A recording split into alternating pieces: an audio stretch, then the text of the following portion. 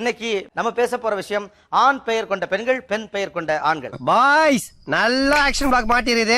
Full enjoyment தான். வாங்கடா. உங்க பேர் என்ன? ஏன் அந்த பேர் வச்சாங்க? என் பேர் சிவபிரகாசம். சிவபிரகாசமா? ஆமா. ஏங்க நான் அப்படி கேள்விப்பட்டதே இல்லங்க. இப்படி ஒரு பேரை உங்களுக்கு வைத்ததன் காரணம் என்ன? என் அப்பாக்கு பையன் பிறக்கல, அதான் காரணம். நான் பையனா இருக்கணும்னு எதிர்பார்த்தாங்க, இல்லன்றதுனால எனக்கு பையனோட பேரை வச்சு அழகு பார்த்தாங்க. ரொம்ப அழகு பார்த்திருப்பாங்க போல இருக்கு. செந்தில். செந்தில். திருச்செந்தூர் முருகனுக்கு வேண்டிட்டு எங்க தாத்தா வச்ச பேர். பழனி இளநிக்கு வேண்டி இருந்தாருன்னா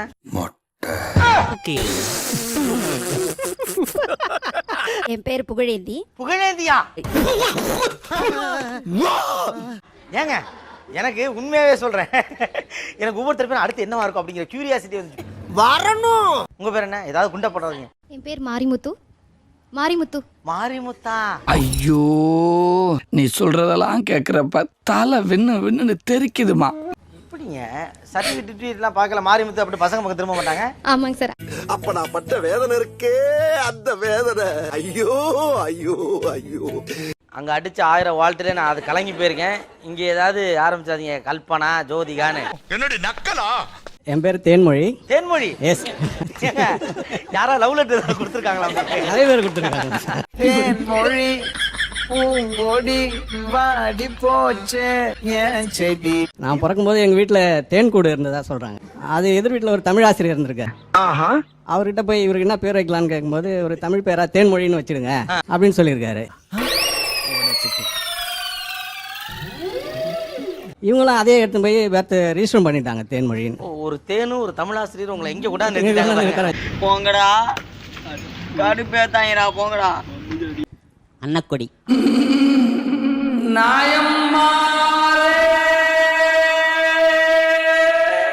வீட்டில் பேர் வைக்கிறலாம் ஒன்றும் இது பெருசு இல்லை. ஏன்னா நமக்கு முன்னாடி நிறைய பேரை சூஸ் பண்ணி வச்சுட்டாங்க. சரி. என் வீட்டில் 8வது ஆள் நான். அது ரொம்ப கஷ்டப்படலாம் பண்ணணுன்ற அவசியம் இல்லை. ஏதோ ஒரு பேரை வச்சு விட்டுருவோம். அதுக்கு மேலே இருக்க வாய்ப்பு இருக்கு. அடுத்து தங்கச்சி வேற இருக்குல்ல சார்.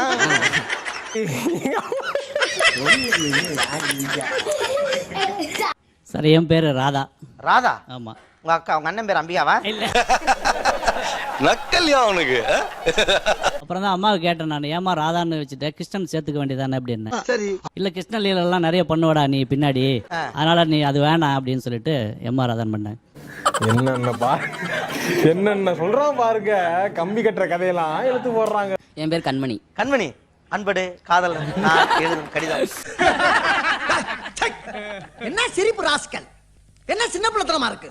அப்பாவுக்கு பெண் குழந்தை மேல பற்று அதிகமா இருக்கு. பெரிய அண்ணாவுக்கு செல்வமணி, 2வது அண்ணா வந்து ராஜாமணி, நான் வந்து கண்மணி, தம்பி ஒருத்தர் தான் தங்கமணி. அடுத்து வரும் ரைமிங் வந்து கொஞ்சம் பாட்டு போடுறா.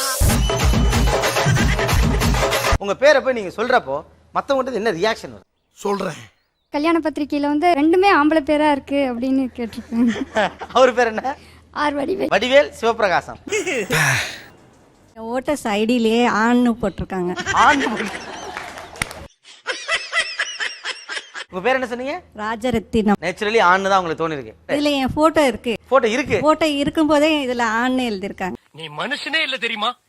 என் பேர் வந்து சத்யா. சொன்னே உனக்கு ஏன் பையன் பேர் வச்சாங்கன்னு கேட்பாங்க. சத்யானா ட்ரூத் நான் சொல்லுவேன், நான் உண்மையை தான் பேசுவேன், தெரிஞ்சு அதை வச்சுட்டாங்கன்னு சொல்லிடுவேன். செக்கில ஆட்டின சுத்தமான உருட்டு. தேன்மொழி நீங்க சொன்னா என்னங்க ரியாக்ஷன்? தேன்மொழின்னு என் பேரை சொன்ன உடனே சுத்தி இருக்கிறவங்களும் என்ன தான் சார் பார்ப்பாங்க. என்னடா? டக்குனு அடுத்த கொஸ்டின் தான் வரும், ஏன் உங்களுக்கு இந்த பேர் வச்சாங்க? அப்பா அம்மாவுக்கு பிடிச்சிருக்கும் போல இருக்கு, அதனால வச்சுட்டு இருப்பாங்க. அதாவது வாய்க்கு வந்தபடி எல்லாம் பேசப்படாது. எதா இருந்தாலும் நியாயமா பேசணுமா இல்லையா? ரஜினி சொன்ன மாதிரி பேரை கேட்டா சும்மா அதிர்து இல்லன்ற மாதிரி, பேரை சொன்னா பஞ்சாயத்து ஆகுது இல்ல அப்படின்ற மாதிரி. ஏன் திமுங்களா எப்படி? அதான் முதல்ல நானும் யோசிக்கிறேன். ஆனா எதுவும் வரமாட்டேன். எங்க போய் என்னோட பேரை சொன்னாலும் ஒரு தடவை 2 தடத்துல யாருக்குமே புரியாது. அதுக்கப்புறம் கேட்பாங்க என்ன லேடிஸ் நாயமா இருக்கு, இருண்டு போது ஊர்ல நிறைய பேர் அப்படித்தான் இருக்கிறோம், ஒன்னும் பஞ்சாயத்துல அப்படின்றது. எனக்கு வந்து அப்பாயின்மெண்ட் ஆர்டர் திருநெல்வேலியில் எடுத்துகிட்டு போய் கொடுக்குறேன் சார். ஹெட்மாஸ்டர் சொல்கிறாரு நல்ல நேரம் வர்றதுக்குள்ளே அவங்கள கூப்பிடுங்கன்றாரு. ஒரு அசிங்கமாய் போச்சு குமார். ஆர்டரில் வந்து திரு அடிச்சுட்டாங்க, செல்வியை அடிச்சுட்டாங்க, திருமதிக்கு மேலே ஒரு டிக் பண்ணி கொடுத்துருந்தாங்க நம்ம டைரக்டர்ல. திருமதி ஆயிட்டேன். என்ன கொடுமை சரவணது. திருப்பதியிலேருந்து வரும்பொழுது your the female, I want allow you sit here அப்படின்ட்டு ரயில்வே போலீஸ் ஸ்டேஷனில் உட்கார வச்சிட்டாங்க சார்.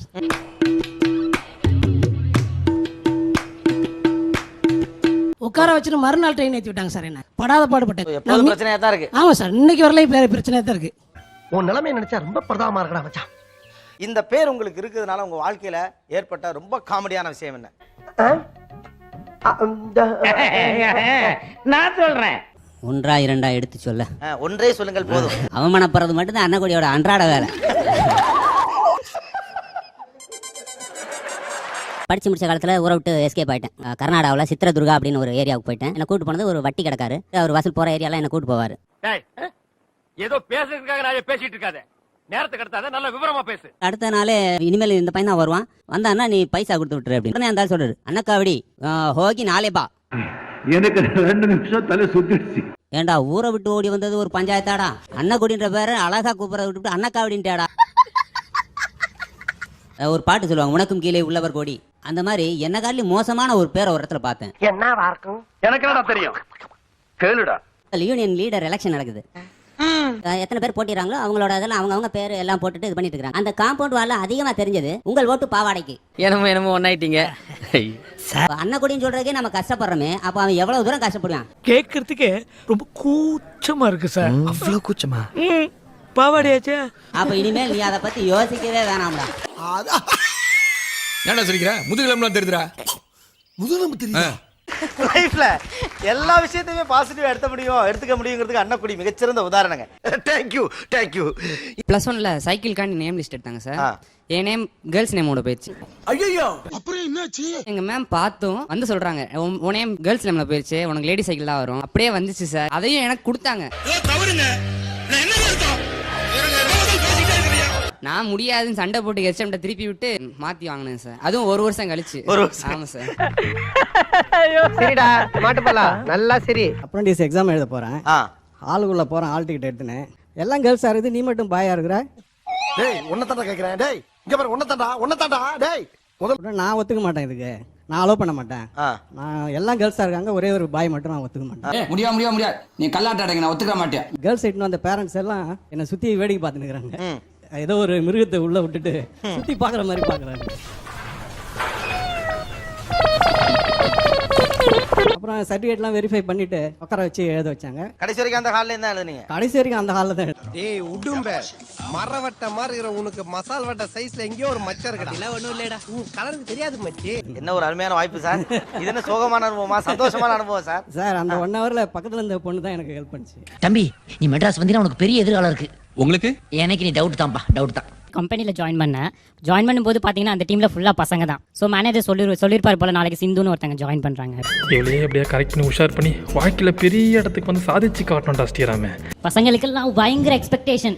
அப்பா முத நம்ம டீமுக்கு ஒரு பொண்ணு வருதியா அப்படின்னு சொல்லிட்டு. என்னையா கனவா?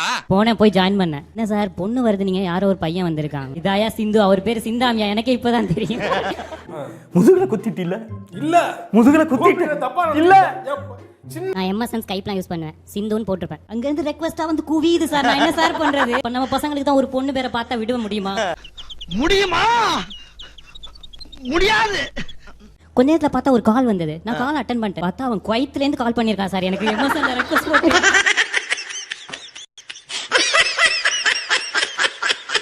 மக்களே வீடியோ பிடித்திருந்தால் லைக் பண்ணுங்க, அப்புறம் சப்ஸ்கிரைப் பண்ணி வச்சுக்கோங்க. நன்றி.